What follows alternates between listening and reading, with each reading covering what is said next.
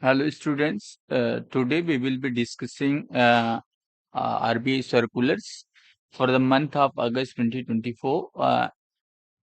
Earlier circulars have already been discussed over the channel and has been shared with you also. So we will be moving towards our discussion session, and this is about the course. If you are willing to join the PDF course and MCQs on this material, then you may join over the WhatsApp number this, and you may text the details, and we will be sharing further course of actions to you. You can also pay using this UPI, means this QR code through UPI, and share the details of payment. You will be added in a paid group. Okay, hope questions are visible to you. If not, I will be zooming it. Uh, Hope it is visible to you. See, the very first question is related to the directions which were issued by the Reserve Bank of India, especially for cooperative banks. Cooperative banks regarding recognition of income. Recognition of income. In this, a word BDDR was used. I already discussed that this is the important. The wordings is the important. It may come in as a full form. This is bad and doubtful debt reserve. Cooperative bank के पास जो भी bad and doubtful debts होते हैं उनके लिए एक reserve बना है. एक्चुअली सिमिलर टू प्रोविजनिंग आप बोल सकते हो. Bad and doubtful debt reserve, ये कौन सा रिजर्व होता है? स्पेशली नॉट एनपीए तो नहीं बोल सकते, क्यों? ऐसे जो बैड असेट्स में क्लासिफाई हो चुके हैं या डाउटफुल है, उसके लिए ये गाइडलाइन है. क्यों इशू की गई थी? Because the some banks were recognising it as a part of expenditure which were not impacting their profit and loss, and it was not directly derived by profit and loss. The next question is, according to Accounting Standard 52, how should expenses be treated in the profit and loss account? पहले ही बताया कि RBI ने जिस तरह से ये लोग profit and loss को अपना रिकॉग्नाइज कर रहे थे, उसकी वजह से ये सर्कुलर इशू हुआ. ठीक है, बट इंडियन जो अकाउंटिंग स्टैंडर्ड है एज पर AS 52, then they should be recognized in the period they are incurred. Means when suppose in financial year 2024 bad and debt reserve goes to the 5 crores, then the profit and loss will be hit for that year only. It should not be carried forward. Means you will have to realize at the same time. Further,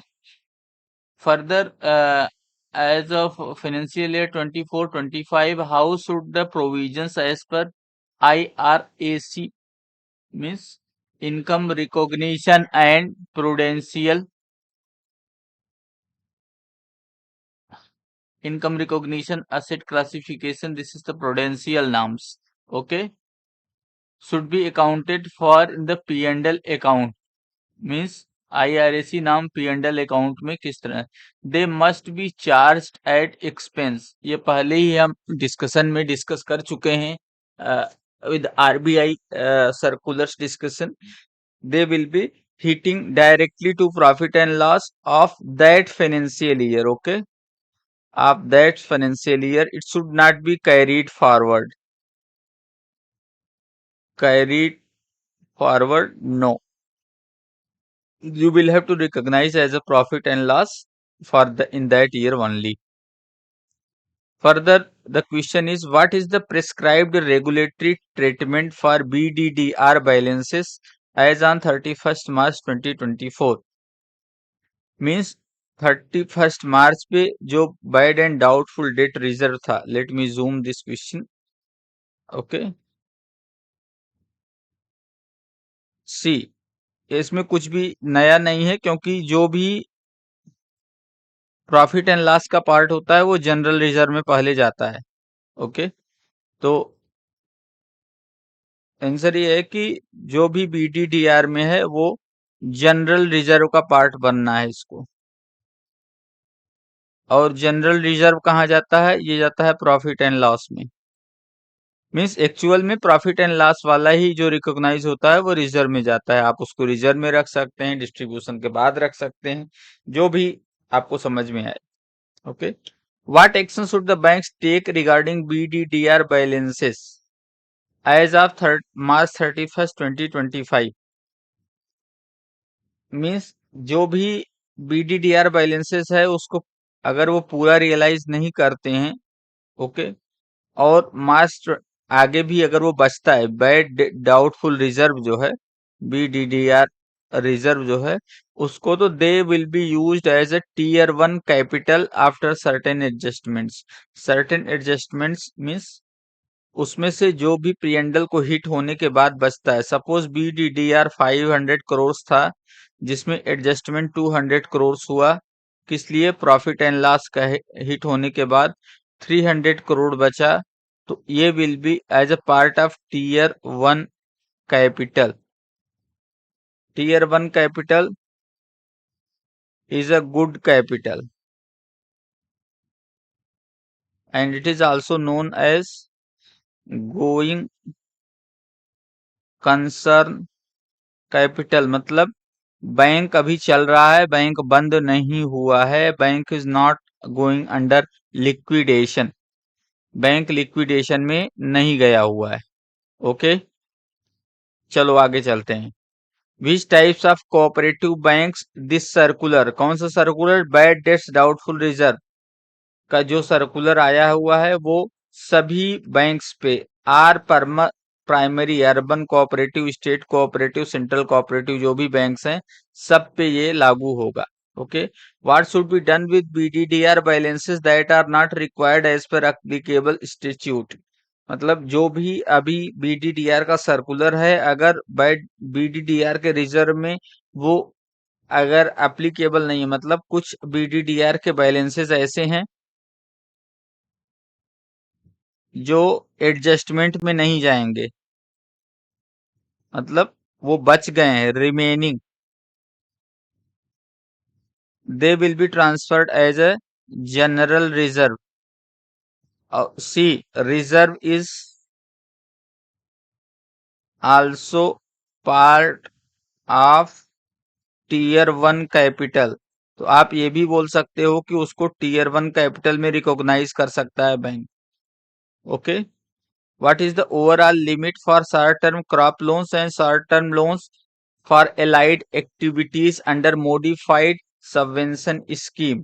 मतलब जो modified interest subvention scheme हमने अभी थोड़ी देर पहले ही RBI के circular के discussion में देखा था, और ये जो है ये इम्पोर्टेंट है। Even you can say it is very important for your exam, for upcoming CBO which may be announced in November, around November 24. This is also important. What is the overall limit for C, short-term crop loans and short-term loans for allied activities under modified interest subvention? Means अगर interest subvention आता है तो किस amount तक आएगा? तो पहले ही पता है कि ये 3 लाख तक आएगा, और ये interest subvention KCC crop loan के लिए ही नहीं है, आप बहुत सारी चीजों के लिए केसीसी दे सकते हो। ये 3 लाख आएगा, ये मैक्सिमम लिमिट है। ओके, अगर केसीसी में उसके स्केल ऑफ फाइनेंस से उसकी लिमिट कम बनती है, 1 लाख बनती है, तो अदर के लिए आप मैक्सिमम 2 लाख ही दे पाओगे।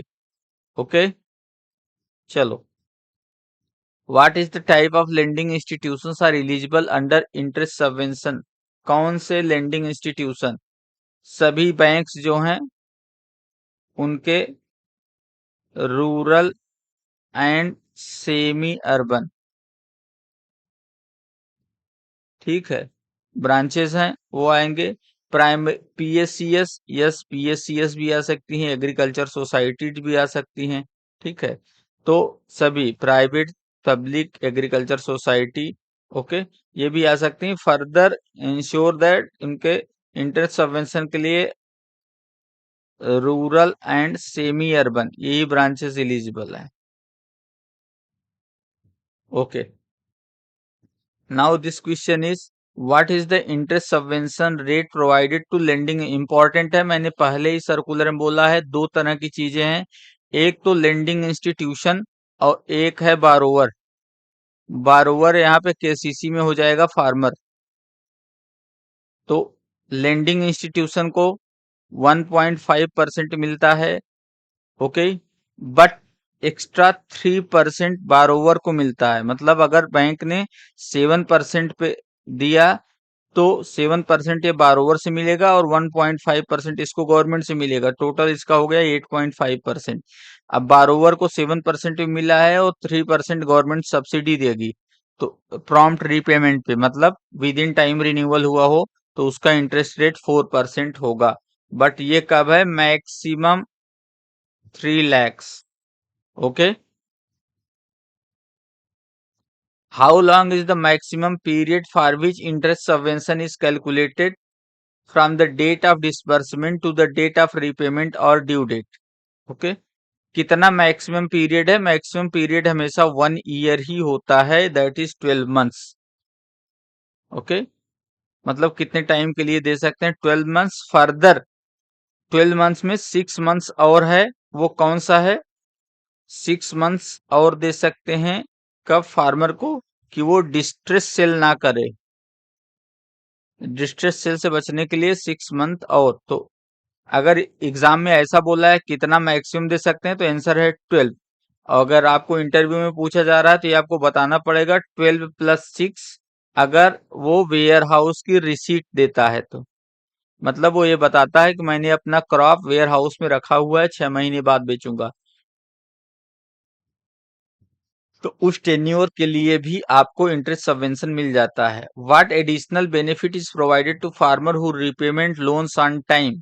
ओके, एडिशनल इंटरेस्ट सबवेंशन 3% का मिलता है जिससे उनका इंटरेस्ट रेट 4% चला जाता है। ये केवल 3 लाख तक के लोन के लिए है। Now what is the effective what is the effective interest rate for the farmers who repay their short term crop loans or loans for allied activities during financial year 24-25।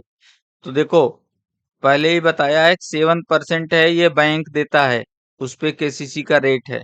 Bank को subsidy government देती है 1.5%।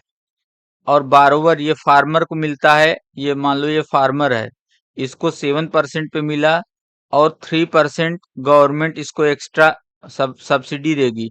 इसका total interest rate हो गया 4% per annum.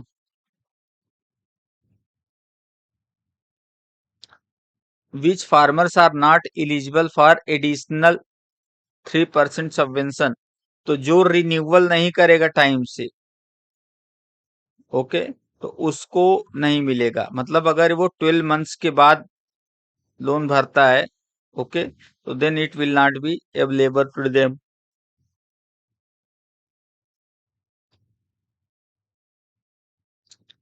अच्छा, अभी एक question मैं पूछ रहा हूं, आप लोग कमेंट में बताना। Okay, suppose there is a farmer, उसके पास है लॉन्ग ड्यूरेशन क्रॉप। अभी उसका क्रॉप जो है ग्रेटर देन 1 year, 1 year से ज्यादा लेगा तैयार होने में, और उसने केसीसी लिया हुआ है। अभी इस तरह से तो वो 1 year के अंदर डिपॉजिट ही नहीं कर पाएगा, तो उसको इंटरेस्ट सबवेंशन मिलेगा या नहीं मिलेगा, ये आपको बताना है कमेंट में। Okay, suppose there is a farmer who has taken loan of 3 lakhs KCC. It is a long duration crop.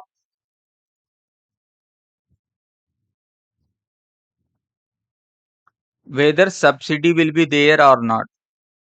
Interest subvention, that is interest subvention will be available to this farmer or not.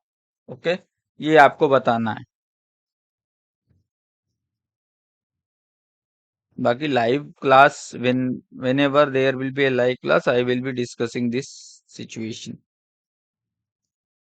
Now, what is the overall limit for interest subvention?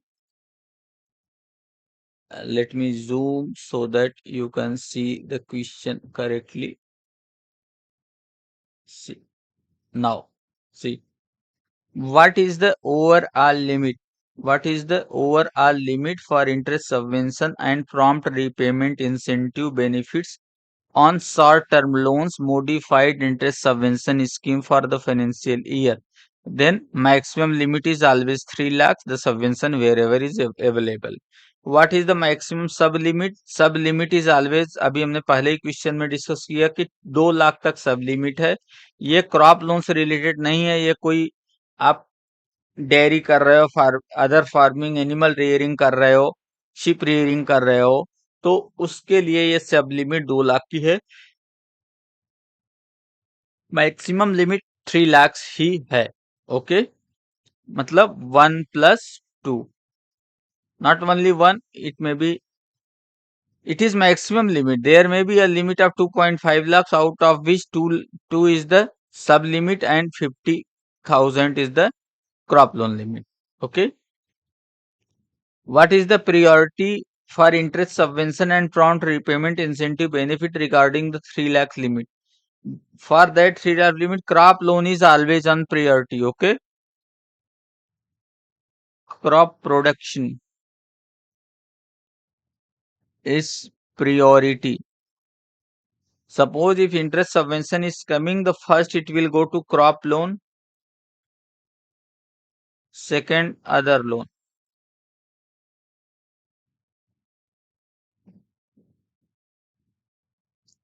How long can a small and marginal farmer avail interest subvention on negotiable warehouse receipt post harvest? मतलब अगर किसी small और marginal farmer ने, ठीक है, जो इसकी harvesting हो गई, फसल हो गई है, उसके घर में भी आ गई है फसल, ये ठीक है, ये इसकी फसल है. अब इसको ये गोडाउन में रख दिया, तो गोडाउन के लिए 6 मंथ तक इसको इंटरेस्ट सबवेंशन मिलता रहेगा. ये अभी हमने डिस्कस किया ऊपर, इसको बोलते हैं डिस्ट्रेस सेल से बचने के लिए. Okay,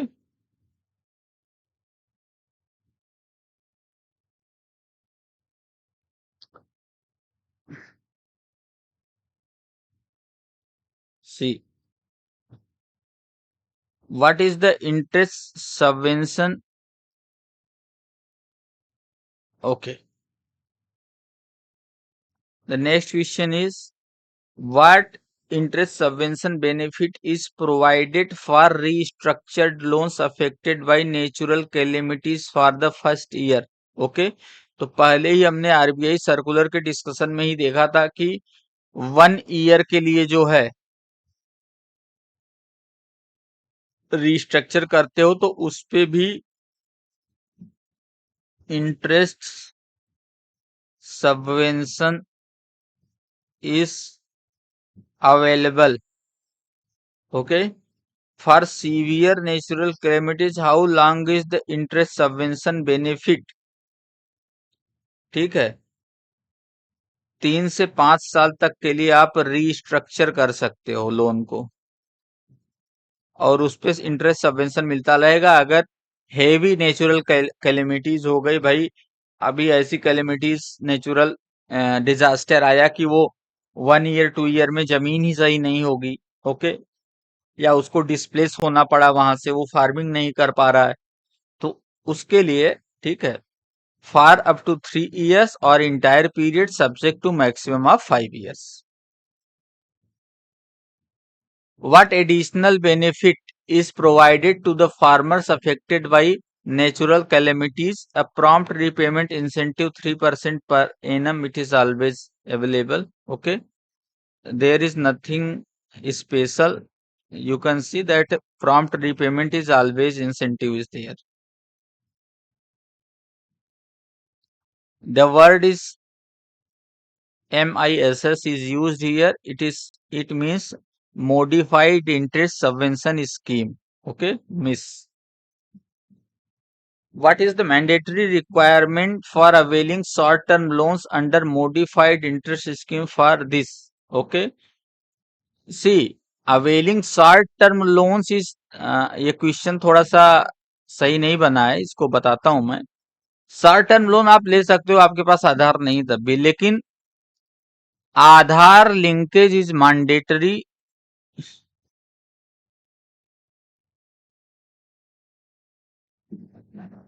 for interest subvention. Okay, तो अगर आपको लोन लेना है तो आधार मस्ट है आपको, स्पेशली अगर आप इंटरेस्ट सबवेंशन लेना चाहते हैं तो।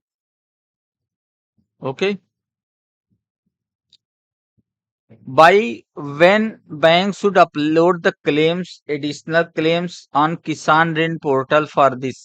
किसान ऋण पोर्टल क्या है, यहां से बैंक्स क्या है अपना क्लेम, इंटरेस्ट का क्लेम,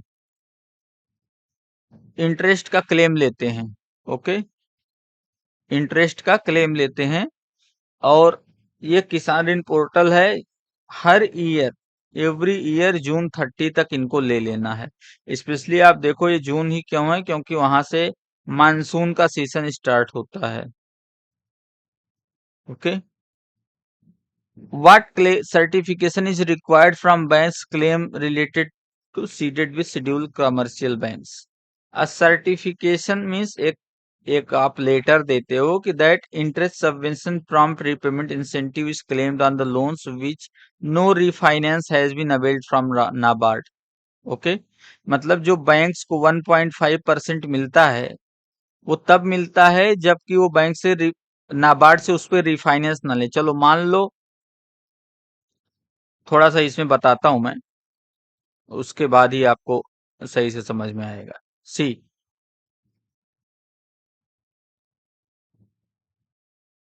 ये SHG, KCC, MSME, इन सब लोन्स जो हम देते हैं उस पर रीफाइनेंस हम अवेल करते हैं। रीफाइनेंस मतलब सिडबी है, मुद्रा है, इन सब के पास पैसा रहता है। अगर आप अपने टारगेट से ज्यादा करते हो केसीसी, तो उस पे आपको ये कम इंटरेस्ट रेट पे, कई कई बार तो 2 से 3% पे आपको ये पैसा देते हैं। ठीक है, इसी को बोलते हैं रिफाइनेंस। जैसे आपने 50 करोड़ का एक्स्ट्रा किया हुआ है, हो सकता है 2 से 3 करोड़ रुपया आपको रिफाइनेंस में मिले, केवल 3% इंटरेस्ट रेट पे। तो इस पैसे को आप फिर से यूज कर सकते हो लेंडिंग में। लेकिन ये जो रिफाइनेंस आप अवेल करोगे उस पे ये जो 1.5% का इंटरेस्ट सबवेंशन गवर्नमेंट देती है वो नहीं मिलेगा, और वो आपको लेना भी नहीं है। इस तरह का सर्टिफिकेशन आपको देना पड़ता है उसे लेने से पहले, क्लेम से पहले, कि हमने उस पर रिफाइनेंस नहीं लिया है। नहीं तो आप इधर भी 1.5% ले रहे हो, ठीक है, और 3% पे उधर मिल गया, तो दोनों तरफ से आपका बेनिफिट हो रहा है, तो ये नहीं कर सकते आप। What is the new mandate frequency for credit information? Very, yes, very important. पहले ही हमने अभी आरबीआई सर्कुलर में डिस्कस किया है कि या तो फोर्टनाइटली वो रिपोर्ट करेगा कोई बैंक क्रेडिट इंफॉर्मेशन कंपनी को, या उससे कम में। अच्छा, दूसरी चीज, जैसे क्रेडिट इंफॉर्मेशन कंपनी है और यहाँ बैंक है, बैंक इसको डेटा देगा किसने हमसे बारोइंग की है, किस बंदे ने, और कैसे रीपेमेंट कर रहा है।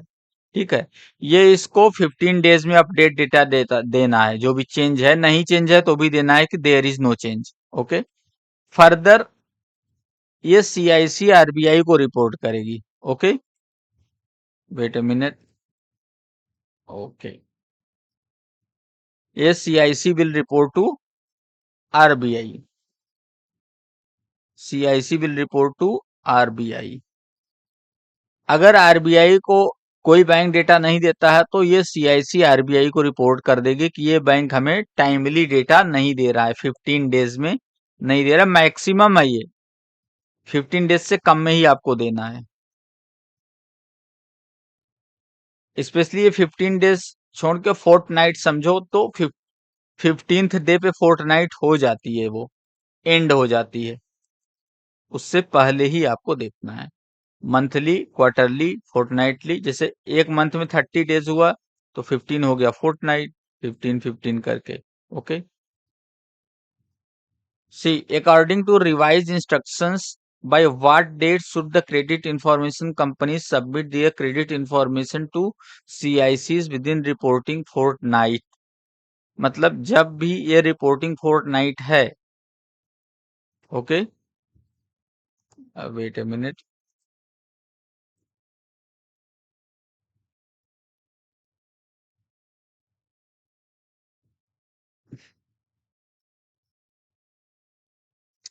ओके, ये क्वेश्चन कर रहा है कि according to revise instructions by credit information companies, what date should the credit institutions submit their credit information to credit information companies within the reporting Fortnite?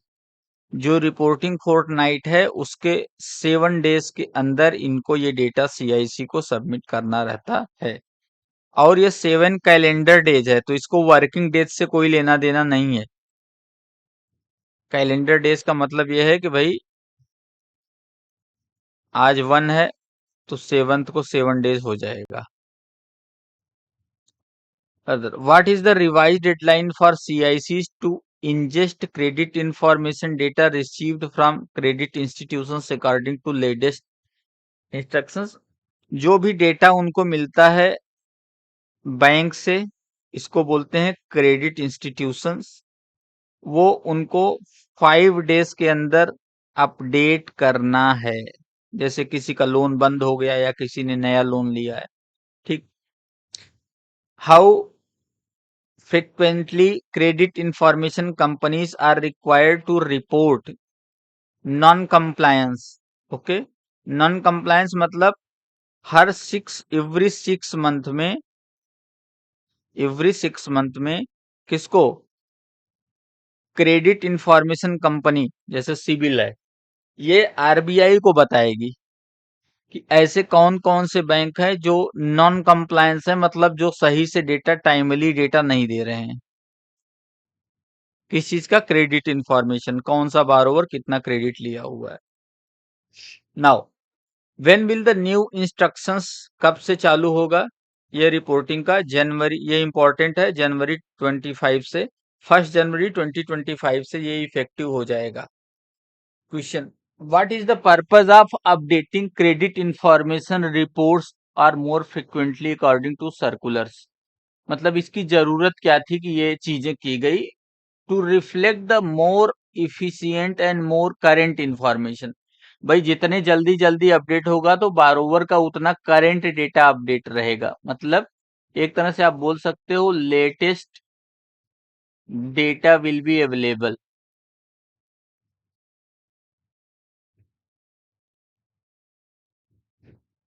Okay, what action can be taken against credit information institution and credit information companies? ठीक है, What action can be taken against credit institution and credit information companies? Action कौन सा भाई? वो तो penal action RBI लेगा, means they will B penalised और find. ये क्वेश्चन वैसे नहीं पूछा जाएगा भाई अगर रिपोर्टिंग नहीं करे तो क्या करेंगे, बट आपके नॉलेज के लिए ये जरूरी है।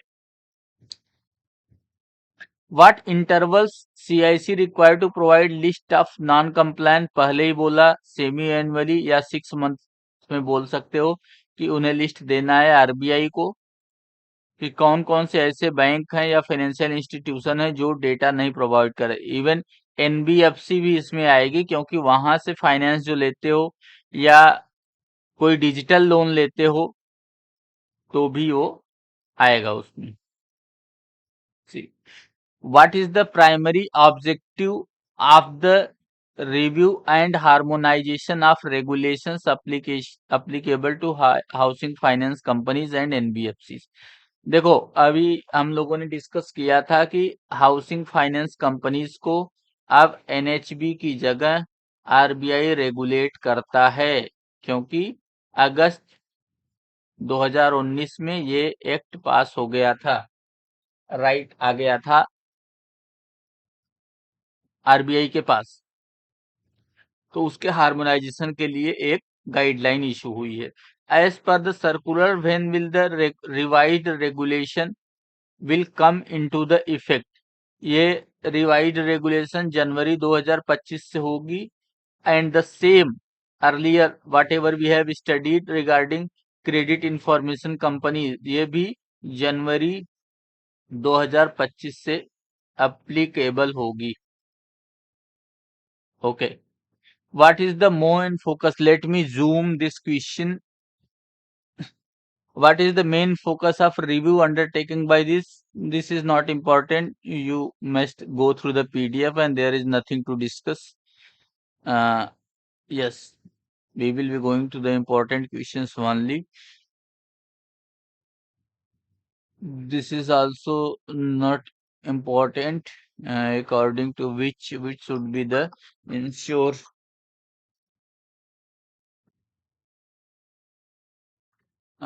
Let me, according to which. Yes, this is also not very important. Yes, we will discuss here. See, this is important. What is the revised risk weight for fund-based and non-fund-based exposures to commercial real estate? मतलब जो commercial real estate पे हैं उसका revised risk wait कितना हो गया है? 75%। Okay, what is the risk wait exposure under commercial real estate residential building which is not classified as a standard? There will be the 100% risk weight. Risk weight is important. Consumer credit risk wait आप बताओगे comment में कितना है अभी consumer credit का risk wait? Okay, आप बताइए। Which document outlines master direction on this? This is also not important, but if you are appearing the scale 4 interview or 5 interview, then it is important. You need to know. See, there are a number of questions in this, and replenishment of fast tag and others, debit authorization, this is the important. See, which transaction are exempt from the pre debit notification? अभी हमने study किया था कि 24 our पहले debit से 24 debit होने से 24 hours पहले आपको मैसेज आना चाहिए, आरबीआई की गाइडलाइन है। But fast tag transaction, fast है नेशनल कॉमन मोबिलिटी कार्ड, अगर इसके जो है रिचार्जेस हैं तो उसके लिए ये नोटिफिकेशन जरूरी नहीं है। ओके, अभी आप हमें बताओगे कि वैलिडिटी ऑफ फास्ट टैग कितनी होती है? ये हमने डिजिटल बैंकिंग में पढ़ाया हुआ है। डिजिटल बैंकिंग का पीडीएफ जिसके पास होगा आप वहां से भी देख सकते हो। Okay, late me zoom the question. USB AG has been included in the second schedule of this bank. Okay.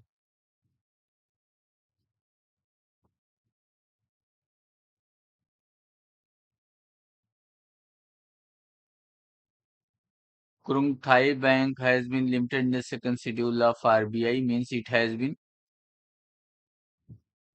Okay. RBI के सेकंड शेड्यूल में जो बैंक होते हैं उनको शेड्यूल्ड बैंक कहा जाता है। ओके, तो ये चीज आपको देखनी है।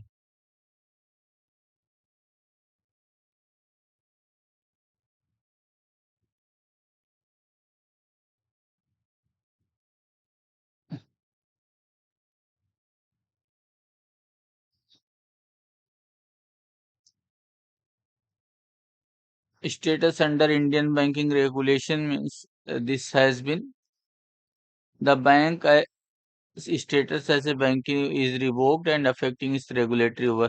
क्रुंग थाई बैंक को सेकंड शेड्यूल से हटा दिया गया है। ओके, तो इस तरह से आप ये जान सकते हो। बाकी तो इसमें जो है क्रुंग थाई बैंक और Krung Thai bank section schedule of this. Okay,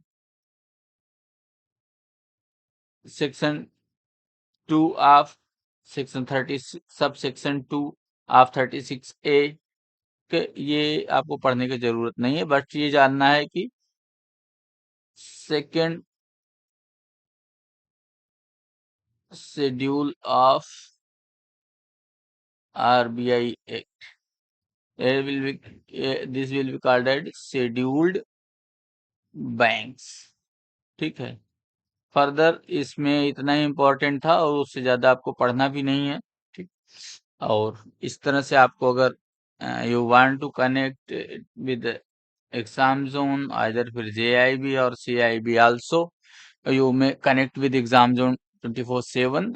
We will be stopping our discussion here and we will meet in the upcoming session on RBI circulars and discussion.